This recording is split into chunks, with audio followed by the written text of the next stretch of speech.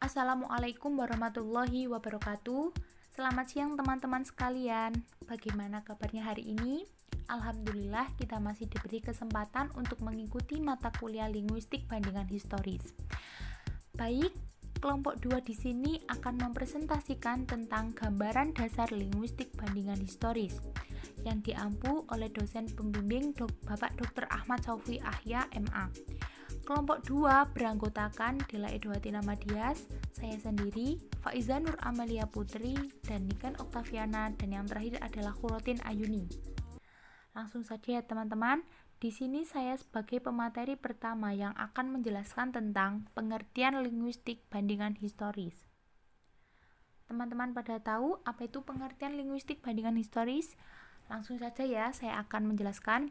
Linguistik bandingan historis merupakan terjemahan dari istilah dalam bahasa Inggris komparatif linguistik. Istilah ini sering juga diindonesiakan menjadi linguistik komparatif. Namun demikian, istilah ini tidak sepadan dengan istilah perbandingan bahasa, karena linguistik bandingan merupakan suatu kajian ilmiah, sedangkan perbandingan bahasa tidak mengacu pada suatu kajian.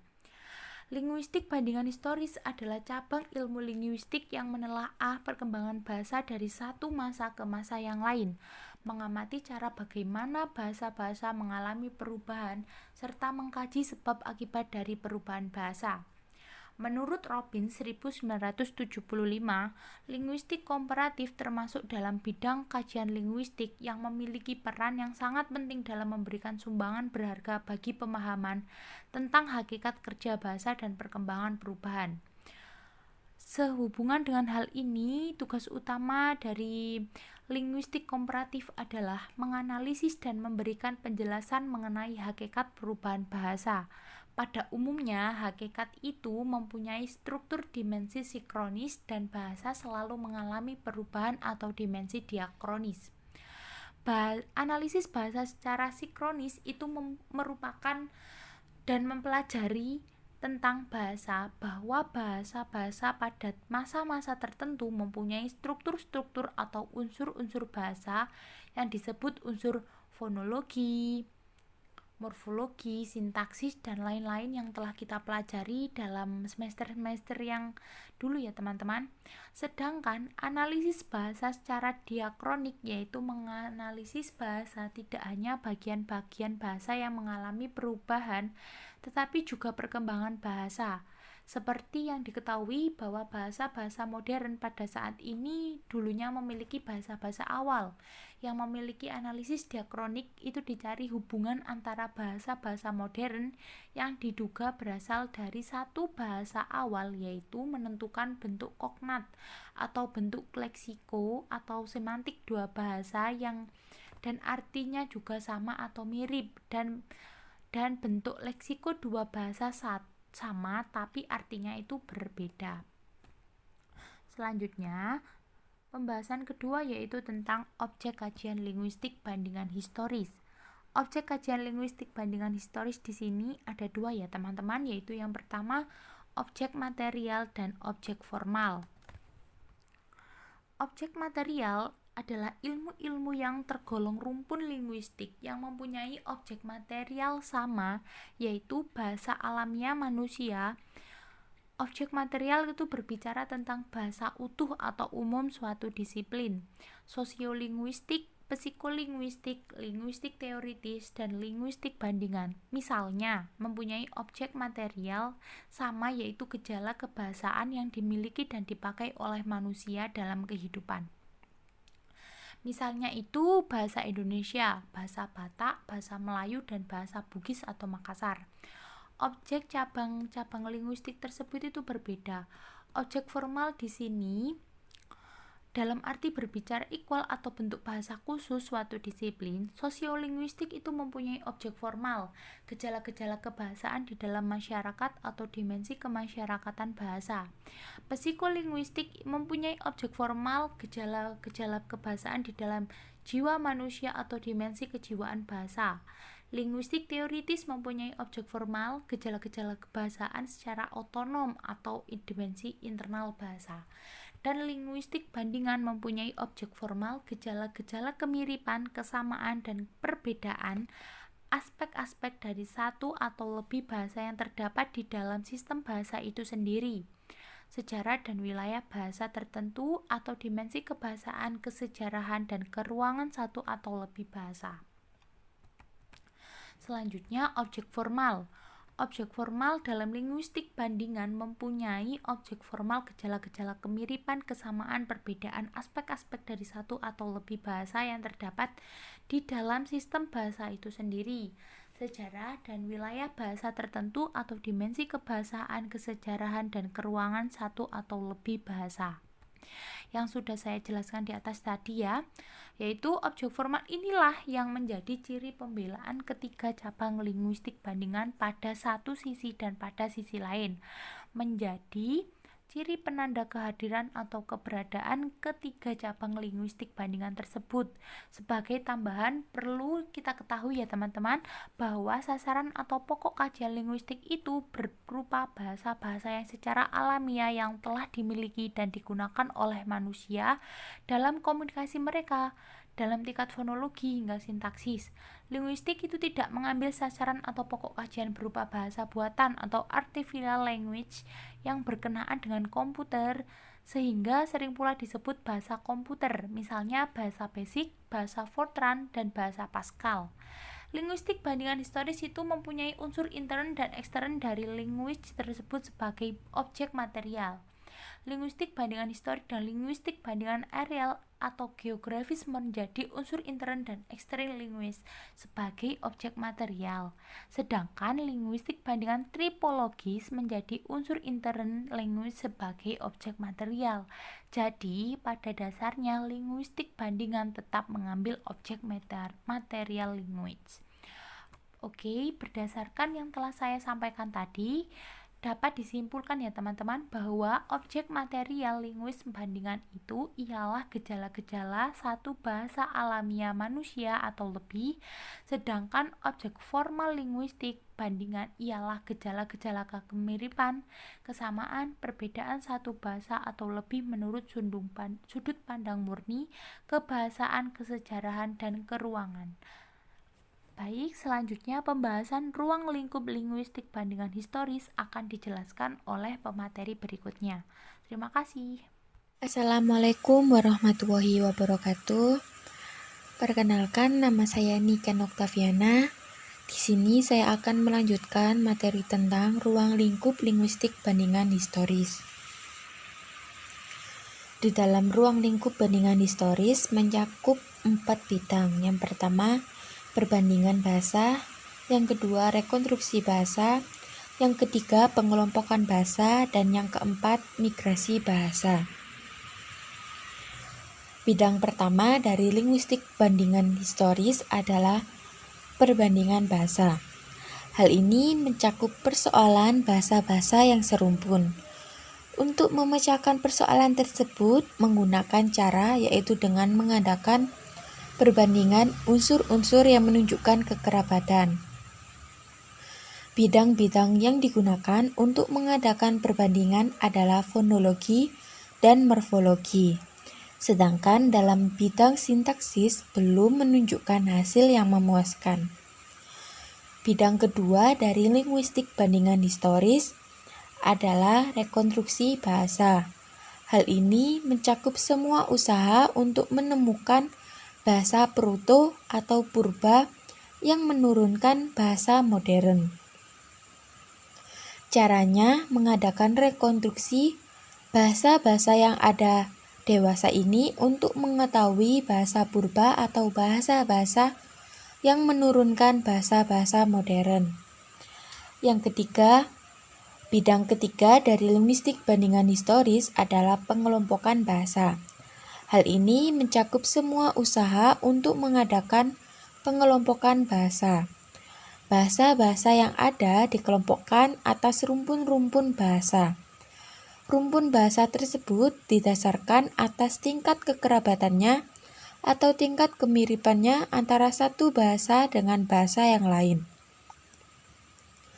Bidang keempat dari linguistik bandingan historis adalah migrasi bahasa. Hal ini mencakup usaha untuk menemukan pusat-pusat penyebaran bahasa-bahasa Pruto atau negeri asal bahasa, serta menentukan gerak migrasi bahasa. Penentuan wilayah negeri asal bahasa dapat digunakan sebagai dasar menentukan gerak migrasi bahasa. Lalu selanjutnya yaitu materi tentang prinsip dasar linguistik bandingan historis. Prinsip adalah kata umum yang bermakna asas atau kebenaran yang menjadi pokok berpikir atau bertindak. Di dalam prinsip dasar linguistik bandingan historis secara umum terdiri atas dua prinsip, yaitu prinsip pembandingan dan yang kedua prinsip kesejarahan. Prinsip pembandingan. Prinsip pembandingan menyarankan adanya pikiran bahwa bahasa di dunia ini dapat dibandingkan. Hal ini berhubungan dengan adanya hipotesis keterhubungan. Hipotesis keterhubungan berusaha menjelaskan adanya kesamaan di antara kata-kata dari berbagai bahasa, karena pada hakikatnya bahasa-bahasa itu berhubungan satu dengan yang lain, menurut Ibrahim 1985. Selain itu juga didukung oleh adanya korespondensi bunyi dan makna antara berbagai bahasa. Selanjutnya, prinsip kesejarahan. Prinsip kesejarahan menyarankan adanya pikiran bahwa bahasa-bahasa yang ada di dunia ini bisa ditelusuri kembali bentuk tuanya. Dengan kata lain, dapat diduga bahwa bahasa-bahasa ini berasal dari satu bahasa Hindu atau proto-language. Hal ini berhubungan dengan hipotesis keteraturan yang berpendapat bahwa bahasa-bahasa mengalami suara secara teratur. Hal ini juga ada kaitannya dengan pendapat yang menyatakan bahwa bahasa itu bisa berkembang, berubah, dan mungkin lenyap menurut Parera 1987. Prinsip kesejarahan ini juga menyarankan adanya pikiran, karena satu sebab atau alasan lainnya, bahasa bisa berpindah, berpancar, bercampur, meluas, atau dipinjam. Assalamualaikum warahmatullahi wabarakatuh. Perkenalkan, nama saya Furatin Aini, NIM 186049. Di sini saya akan menjelaskan materi yang selanjutnya, yaitu metode linguistik banding historis. Metode kajian linguistik banding historis dapat dibagi menjadi 3. Yang pertama, ada metode perbandingan. Yang kedua, metode rekonstruksi, dan yang ketiga, metode pengelompokan.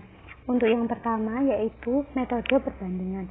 Metode perbandingan adalah metode untuk mengadakan perbandingan antar bahasa untuk menemukan kesamaannya dalam bahasa-bahasa kerabat. Metode tersebut mencakup hukum bunyi. Hukum bunyi adalah hubungan yang teratur mengenai bunyi-bunyi bahasa yang didasarkan pada kata-kata dengan makna yang mirip. Ada beberapa prosedur pengujian agar korespondensi fonemis sah dan kuat. Prosedur tersebut yang pertama, rekurensi fonemis, adalah prosedur untuk menemukan perangkat bunyi yang muncul secara berulang-ulang dalam sejumlah pasangkata yang lain. Yang kedua, kookurensi adalah gejala-gejala tambahan yang terjadi pada kata-kata kerabat yang mirip bentuk dan maknanya. Menurut Keraf, tahun 1984, halaman 49, ada beberapa langkah yang ditempuh dalam melihat hukum bunyi ini. Yang pertama, membandingkan segmen-segmen yang berkorespondensi bagi clause yang sama, baik dilihat dari segi bentuk maupun makna, dalam bermacam-macam bahasa. Hasil perbandingan itu disusun menjadi satu perangkat korespondensi. Kedua, mengadakan perbandingan fonem demi fonem dari tiap segmen. Tiap fonem yang terdapat dalam posisi yang sama dimasukkan dalam seperangkat korespondensi sesuai dengan besar atau panjangnya segmen dari bahasa yang dibandingkan itu.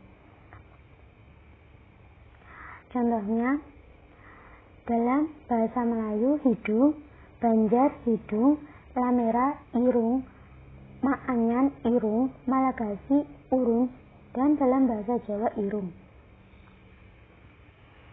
Yang kedua, metode rekonstruksi.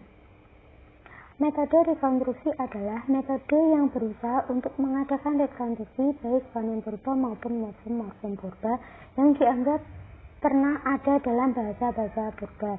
Rekonstruksi fonem dan morfem purba dimungkinkan karena para ahli menerima suatu asumsi jika diketahui fonem atau morfem kerabat dari suatu fonem atau morfem bahasa purba, maka sebenarnya fonem atau morfem purba itu dapat ditelusuri kembali bentuk maknanya. Menurut Keras tahun 1984 halaman 60, untuk mengadakan rekonstruksi fonem-fonem dan bentuk-bentuk morfem bahasa kerabat pada fonem atau morfem purba yang diperkirakan menurunkan bahasa-bahasa kerabat tersebut, perlu dilakukan langkah-langkah sebagai berikut. Yang pertama, mencatat semua korespondensi fonemis dalam bahasa kerabat yang dibandingkan. Yang kedua, memperbandingkan unsur-unsur yang menunjukkan kontras itu dalam lingkungan yang lebih luas dengan mencari pasangan-pasangan baru untuk memperkuat langkah pertama.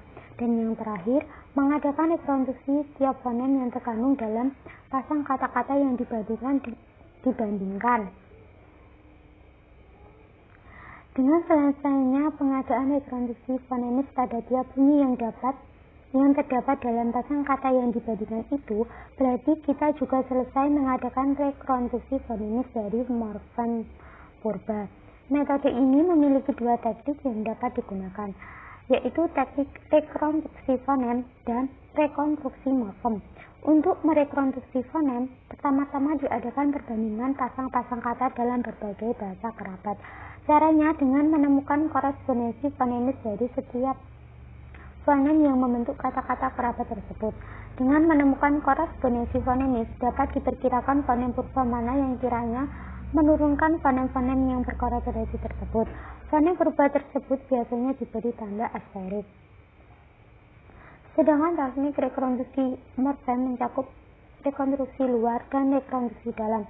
Rekonstruksi luar adalah rekonstruksi morfemis antara dua bahasa kerabat atau lebih untuk menemukan bentuk purbanya. Rekonstruksi dalam adalah rekonstruksi untuk menetapkan bentuk tua dalam suatu bahasa dengan menggunakan data bahasa itu sendiri. Rekonstruksi morfem terdiri dari rekonstruksi dalam dan luar. Dan yang ketiga, yaitu ada metode pengelompokan. Bahasa-bahasa yang ada dikelompokkan atas rumpun-rumpun bahasa. Rumpun bahasa tersebut didasarkan atas tingkat kekerabatan atau tingkat kemiripan antara suatu bahasa dengan bahasa yang lain. Yang pertama, Sandbaum teori. Teori biologi bernama A. Pada tahun 1866 mengenalkan metode yang sangat berguna bagi pengelompokan bahasa-bahasa di dunia. Metode tersebut dinamakan Sandbaum teori atau teori famili, batang pohon atau silsilah. Ia mengajukan konsepsi yang disebut pencabangan dua. Setiap bahasa secara sekonyong-konyong dan serempak menghasilkan dua cabang baru. Ia tidak mempersoalkan lebih lanjut bagaimana nasib kedua bahasa itu, apakah masih ada kontak atau tidak.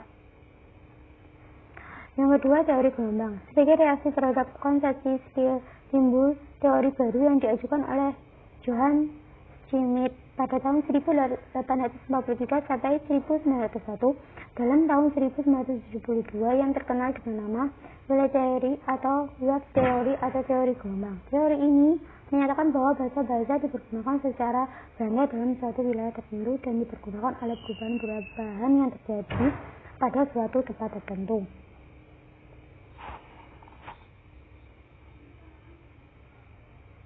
Yang selanjutnya yaitu metode pemeriksaan.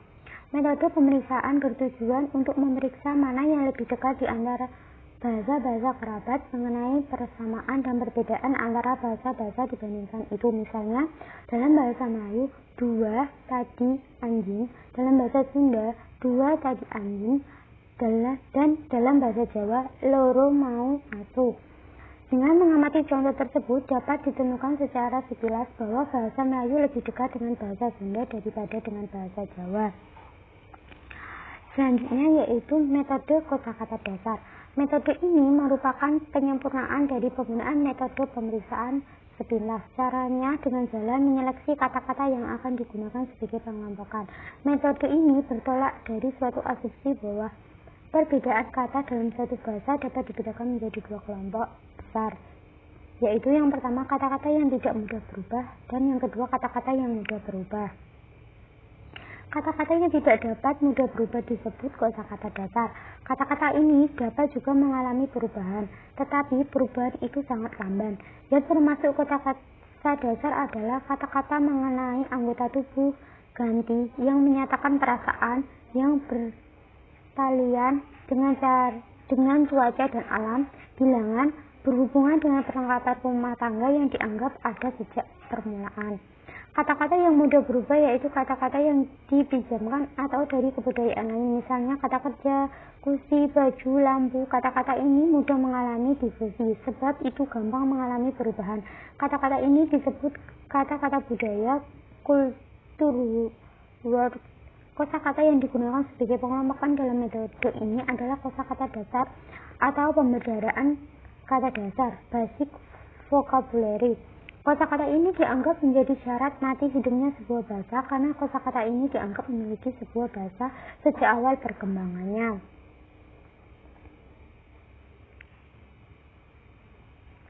Yang terakhir yaitu inovasi.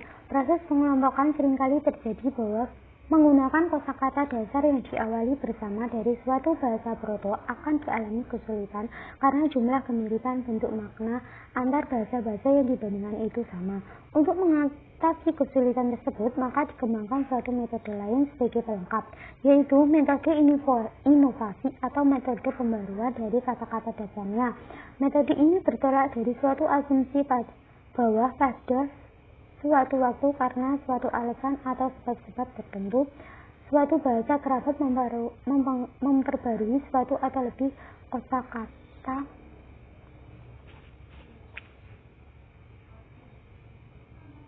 tertentu. Suatu bahasa dasarnya pembaruan ini terjadi bukan karena pinjaman atau pengaruh dari luar, tetapi karena daya tumbuh dari bahasa itu sendiri. Misalnya dalam memperbandingkan unsur kata dasar dalam bahasa-bahasa seperti contoh berikut. Dalam bahasa Jawa asu, lopo. Dalam bahasa Melayu anjing, lapar. Dalam bahasa Sunda anjing, lapar. Dapat ditarik kesimpulan bahwa bahasa Jawa yang mempergunakan kata asu lebih dahulu memisahkan diri.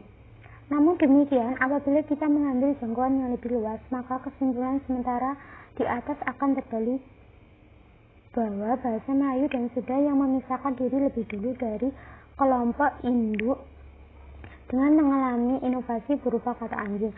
Pembendaraan kata baru yang dimiliki bersama oleh bahasa-bahasa yang mengalami inovasi itu disebut shared innovation. Assalamualaikum warahmatullahi wabarakatuh. Perkenalkan, nama saya Faiza Nur Amalia Putri sebagai presentator keempat yang akan menjelaskan tentang teknik linguistik bandingan historis. Dalam teknik linguistik bandingan historis ada dua teknik. Yang pertama adalah teknik leksikostatistik, yaitu teknik untuk menentukan umur bahasa-bahasa. Jadi dalam suatu bahasa, di dalamnya terdiri dari berbagai macam kata yang dapat ditentukan umurnya melalui teknik leksikostatistik. Berikutnya adalah teknik glotokronologi, yaitu teknik untuk menentukan laju kehilangan kata dan persentase ketahanan kata. Nah, di dalam suatu bahasa, di dalamnya terdiri dari berbagai kata, kita dapat menentukan kapan kata itu kehilangan dalam suatu bahasa dan kapan kata itu memiliki daya tahan atau bertahan dalam suatu bahasa. Berikutnya adalah teknik leksikostatistik, itu cenderung melihat kata-kata secara statistik, yaitu dalam pengelompokan bahasa. Nah, untuk teknik glotokronologi itu berusaha mengadakan pengelompokan dengan mengutamakan perhitungan waktu atau perhitungan usia bahasa-bahasa kerabat. Nah, untuk usia bahasa itu tidak dihitung secara mutlak teman-teman, tetapi secara umum, yaitu misalnya menggunakan satuan ribuan tahun. Nah, di sini ada 4 asumsi. Asumsi dasar dalam teknik glotokronologi dan leksikostatistik menurut Maurice Swades. Yang pertama, sejumlah besar kosakata dalam setiap bahasa berdasarkan data empiris sulit sekali berubah atau berganti, yaitu kosakata dasar atau pembendaharaan kata. Jadi Maurice Swades ini telah dijelaskan oleh presentator ketiga tadi teman-teman, bahwa beliau telah melakukan penelitian terhadap 13 bahasa Indo-Eropa, di mana beliau menemukan bahwa kata-kata dibagi menjadi 2, kata-kata yang mudah berubah dan kata-kata yang tidak mudah berubah. Kata-kata yang mudah berubah itu mengalami perubahan atau difusi. Nah, untuk kata-kata yang sulit berubah atau disebut dengan kosakata dasar atau pembendaharaan kata. Jadi kata-kata ini perubahannya sangat lamban, seperti contoh kata ganti, kata bilangan, kata yang berhubungan dengan cuaca dan alam, dan lain sebagainya. Nanti dapat dilihat di makalah untuk lebih rincinya. Lalu yang kedua adalah daya tahan kosakata dasar pada umumnya relatif lama. Setiap kosakata dasar pada setiap bahasa hampir sama dan diperkirakan bertahan hingga 1000 tahun. Seperti tadi ya teman-teman telah dijelaskan bahwa Maurice Swades itu menentukan pengukuran kata dengan waktu 1000 tahun sekali. Lalu yang ketiga, perubahan kosakata dasar setiap bahasa adalah sama. Daya tahan kosakata dasar ini rata-rata sebesar 80,5%. Daya tahan rata-rata kosakata dasar suatu bahasa dalam tiap 1000 tahun dapat dinyatakan dalam rumus 80,5% kali N. Nah, untuk mengukur daya tahan kosakata dasar, tadi telah dijelaskan bahwa Maurice Swades telah melakukan 13 bahasa Indo-Eropa itu menemukan bahwa setiap bahasa itu memiliki perubahan yang sama, yaitu sebesar 80,5%. Nah, untuk menentukan daya tahan kosakata dasar ini dapat dinyatakan dengan 80,5% kali N. N ini adalah kosakata dasar.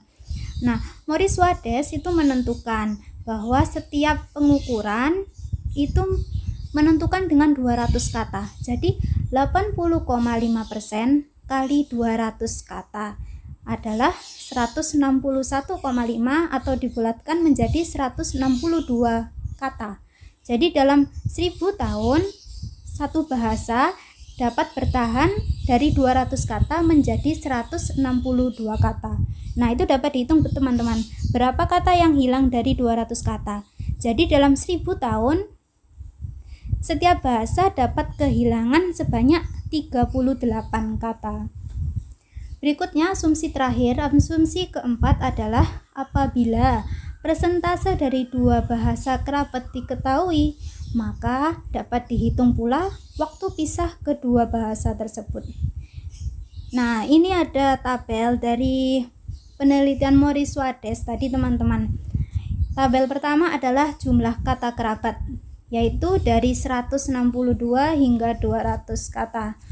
Lalu berikutnya tabel kedua, persentase kata kerabat 81 hingga 100. Untuk usia, waktu pisah antara bahasa A dan B yaitu dibagi menjadi 2. Nah, tadi telah saya jelaskan bahwa dari 80,5% di persentase kata kerabat ini dibulatkan menjadi 81. Nah, untuk 200 dikurangi 162 adalah 38 kata. Nah, dari 100 dikurangi 81 berapa teman-teman? 19 kata. Dan dari 38 dibagi menjadi 2 yaitu 19. Nah, masuk ya teman-teman. Jadi dalam 0 hingga 500 tahun kata-kata yang Jadi dalam 0 sampai 500 atau 500 tahun sekali, kata-kata yang hilang dari dalam suatu bahasa itu sebanyak 19 kata. Ini menurut penelitian Maurice Wades tadi. Kalau dalam 1000 tahun, berapa banyak kata-kata yang hilang? Menurut Maurice, bahwa rata-rata kehilangan sebesar 38. Seperti itu. Terima kasih. Wassalamualaikum warahmatullahi wabarakatuh.